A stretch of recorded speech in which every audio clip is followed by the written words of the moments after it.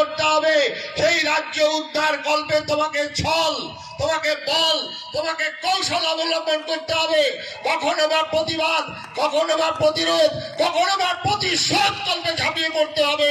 এটাই হিন্দু ভগবানের শিক্ষা, ভগবান কৃষ্ণের শিক্ষা। আমরা গ্রহণ করলাম না।